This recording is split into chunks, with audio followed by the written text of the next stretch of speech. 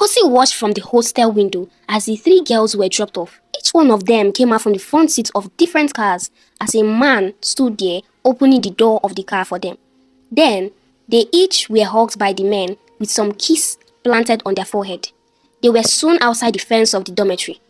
They climbed the fence, jumped inside, and headed straight into their hostel. The next day was Saturday.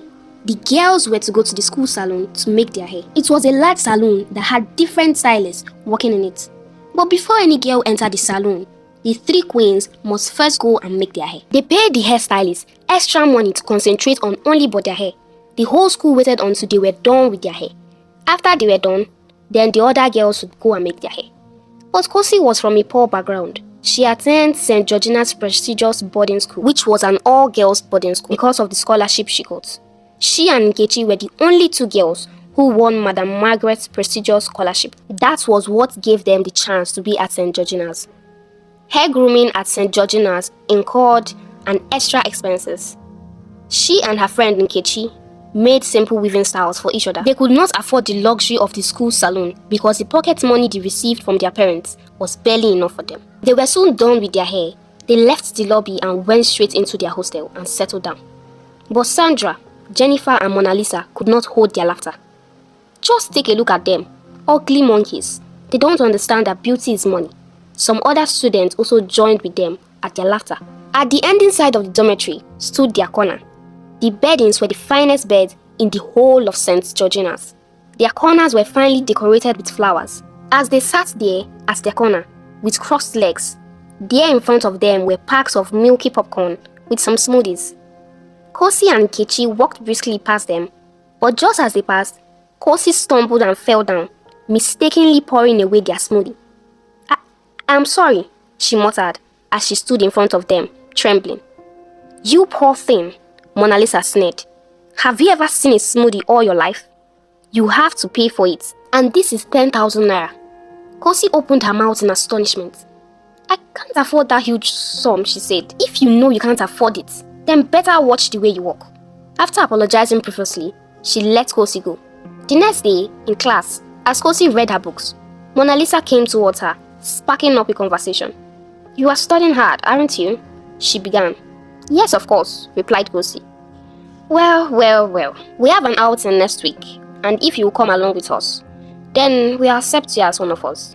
Most girls are looking for this opportunity to belong, but I felt drawn to you out of pity. Kosi looked at her, then shrugged and said, Party? Where?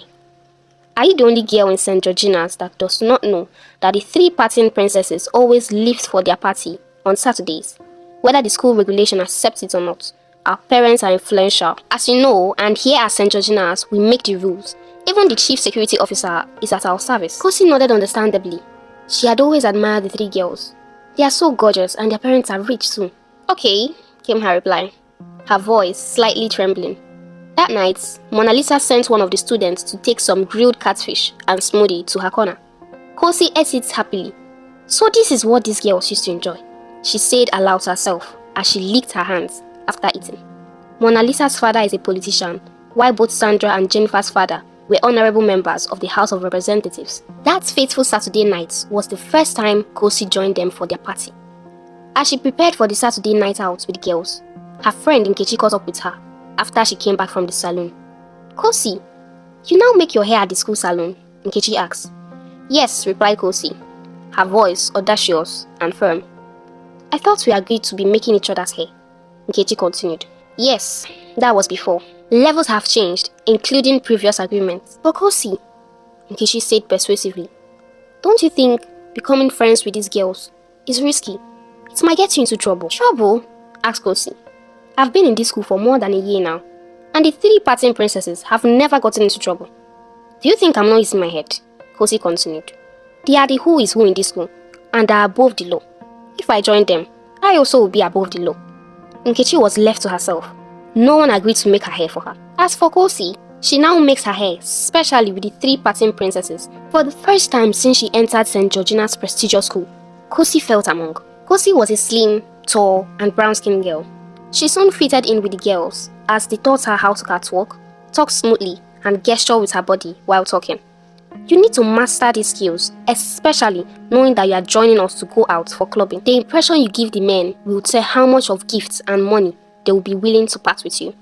Finally, it was Saturday night. Jennifer, Sandra, and Mona Lisa were close to the school fence, along with their new friend, Kosi. They went to the side of the fence with the shortest height and climbed on. Soon, they were outside the school walls. Jennifer brought out her phone and made some calls. Soon, a very flashy car pulled over to where they stood.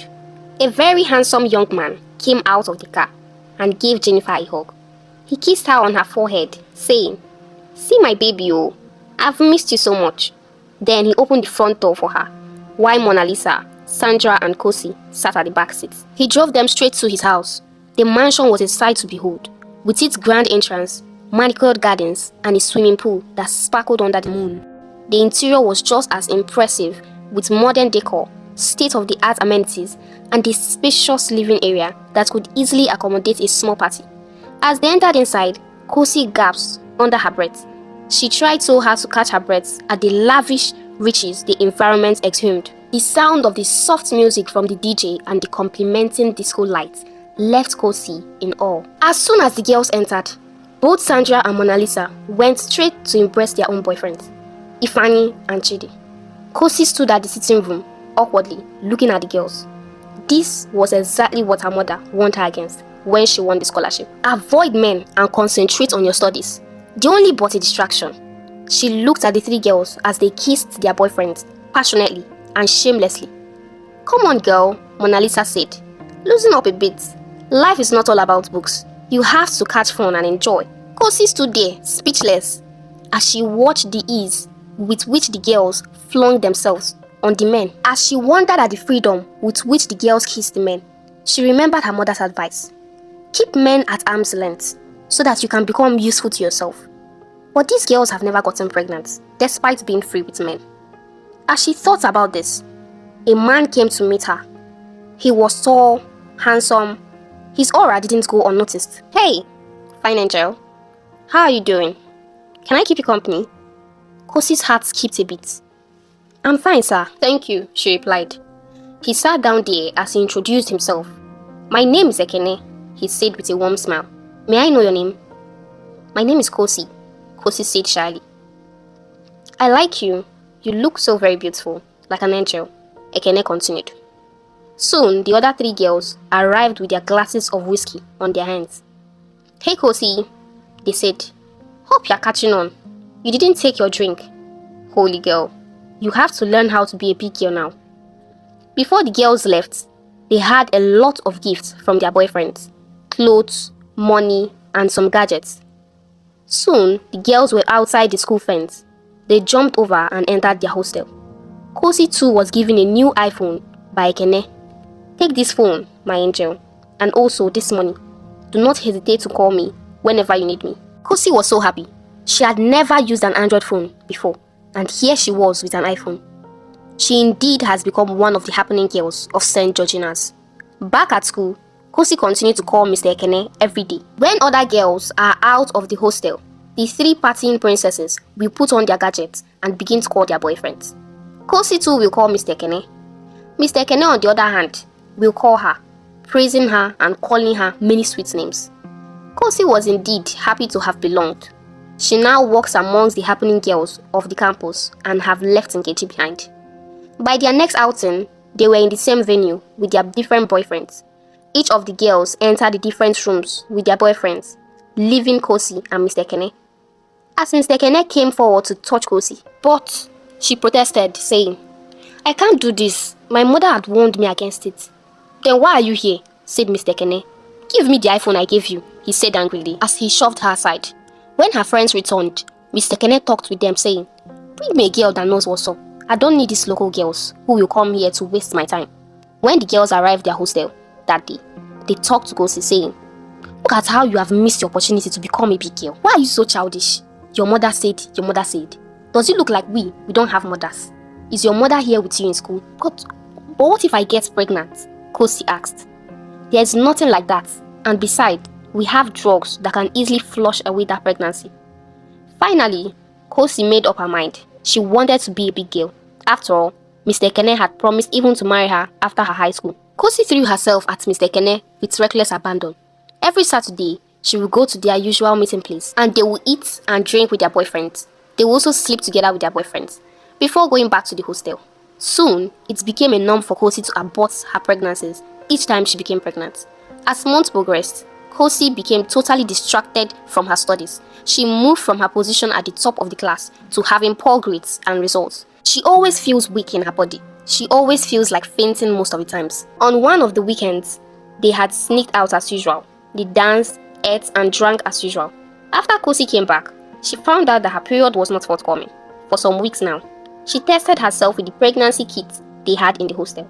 She was positive for the pregnancy test.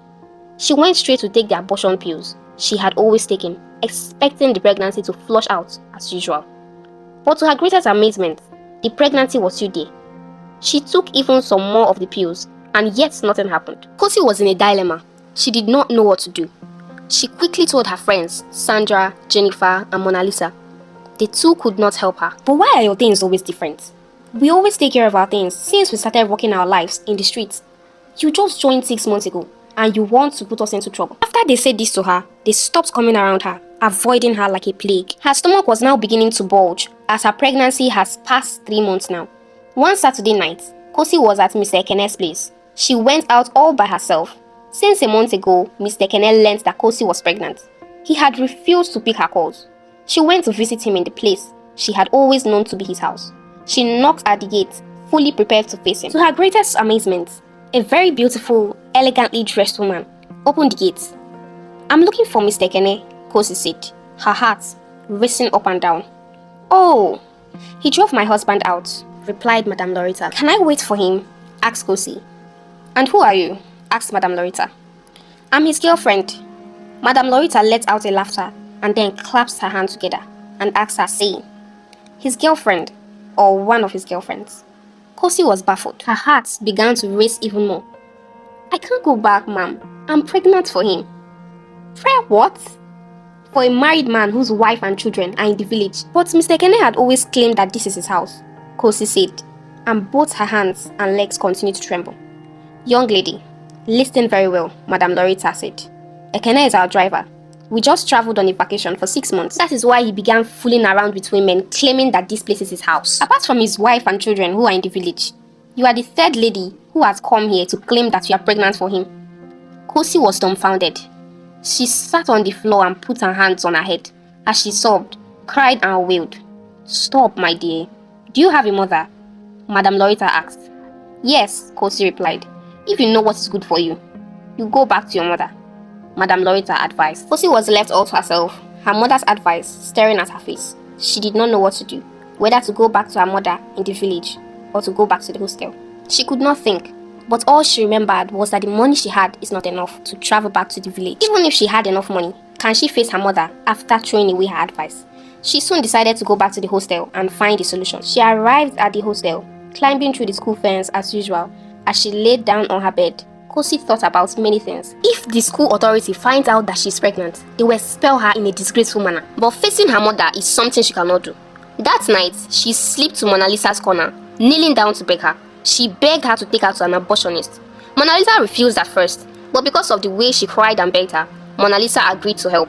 The next Saturday night, both of them climbed the school fence as usual. Outside the school premises, they went to a quack doctor who performed abortion using sharp instruments to pull fetus out of the womb. "This your pregnancy is now 4 months, the quack doctor said. "This process is very risky and is even more riskier at this stage," he continued. The two girls pleaded with the doctor, and after much persuasion, the quack doctor decided to perform the abortion. Before daybreak, the abortion had been concluded as the two girls went back into the hostel. Just as they were about to enter through the hostel connecting gates, Kosi slumped there outside the hostel. She was bleeding profusely. Some students who saw her raised an alarm. The school authorities were alerted. They quickly came over and rushed Kosi to the hospital. There at the hospital, Kosi's parents were alerted. The doctors tried all their best to save Kosi's life, carrying out multiple surgery on her bleeding womb, but it was too late. Kosi died on the operating table, having lost a lot of blood. This story teaches young girls to calm down and focus on their studies. Listen to your mother's advice as a young girl. Avoid bad friends that tells you to throw away the good advice you have gotten from your parents. If by any means you fall short, do not hesitate to go back to your parents. It is better that your parents scold you for a moment than getting solutions on your own that can take your life. Life is full of choices, and every choice we make comes with consequences.